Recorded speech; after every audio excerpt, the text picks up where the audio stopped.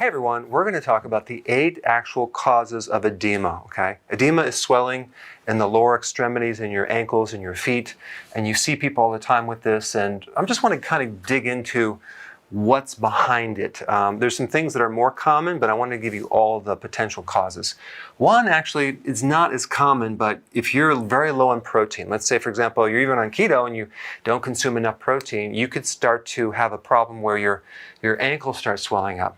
Yeah, so low protein in the blood, and the protein in the blood is called albumin. If that's low, then the water accumulates around the cells. So you just need to add more protein to the diet or improve the digestion by adding more betaine hydrochloride or apple cider vinegar to digest the protein. All right, number 2, low vitamin B1. A B1 deficiency is called beriberi, and a lot of people have a B1 deficiency because they're consuming too many carbs or alcohol or tea or chocolate or various things. I did a whole video on that. But if you're low in B1, okay, even subclinically, and sometimes it doesn't really show up in a blood test because it's not quite a major thing, but it's just low, then you can get swelling in the ankles, okay, in the feet. So it's real simple. Take nutritional yeast and or B1. Boom, problem solved. All right, 3, low potassium. If you're not consuming enough greens, then where's your potassium coming from? You need 4,700 milligrams every single day, so you have to figure out how you're going to get that. There is some potassium in meat, like for example, a chicken breast has like 300 milligrams, but again, you need 4,700. So I like to get it from vegetables. Especially if you're doing like junk food, fast food, you're going to get a lot of sodium and very little potassium. Now, if you're salt sensitive or you have too much sodium, instead of actually reducing sodium, increase potassium. So if you were to consume very high potassium foods, like, believe it or not, beet tops have the highest amount of potassium. Pistachios have a lot of potassium.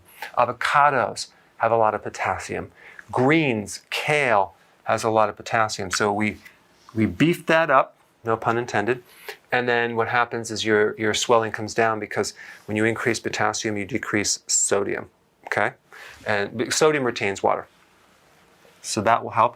And by the way, usually down here, diabetes is another cause.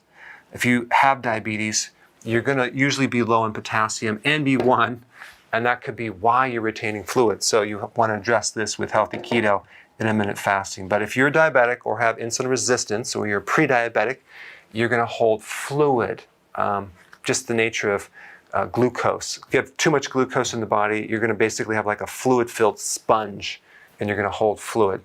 The heart. If the heart is dysfunctional, if you have heart disease, you're usually going to have swelling on the left ankle or foot, okay?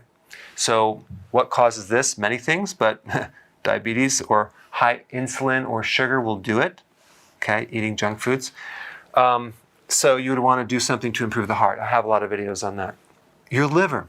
If your liver is dysfunctional, you have either a fatty liver or cirrhosis, chances are you're going to have swelling more on the right ankle and foot, okay? But that can also cause a problem too. So I have videos on what to do if you have a liver problem.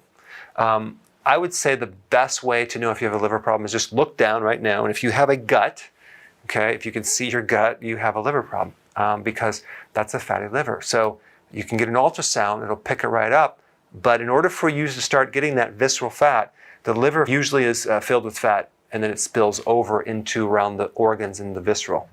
So you can't see it unless you do an ultrasound, and there's very few symptoms unless it gets to the later stages. Kidney, you have 2 kidneys. If they're a problem, you're going to have swelling on both sides. A lot of people have kidney problems if they're a diabetic, okay? So again, that could be the reason why you have swollen ankles and feet. The real answer to all of these is to get your eating corrected. There's so many people focusing on the symptom, like edema, but they're not getting the food corrected, and that's what I recommend. Of course, you've heard this a million times, healthy keto and intermittent fasting. You knew I was going to say that, right? Okay, mixed edema, what is that? It looks like swelling, but it's puffiness. It's not actually fluid. It's a waste product. It's a little bit different, but you'll see these people with like really big ankles, and this is a thyroid problem, a slow thyroid. And because the thyroid is so slow, it retains this certain this byproduct. I'm not going to give you the technical name, and that can make you look like you have edema. Okay, so you'd want to address hypothyroid issues. Do a search on that. I have a lot of videos on that. Okay, and then we have blood sugar issues, diabetics, pre-diabetics, people with insulin resistance. You're going to have fluid because of the nature of the retention of sodium, and then comes the water. Now, if you actually have any of these conditions and you drink a lot of water, what happens is you're going to retain more fluid unless you get rid of the sodium and or increase the potassium. So taking more potassium or electrolyte that has a lot of potassium will push this fluid out, but you want to get to the root cause. So I put a link down below for what I believe to be the best electrolyte. But if you have edema, you must fix your diet. All right, thanks for watching. Hey, if you're liking this content, please subscribe now, and I will actually keep you updated on future videos.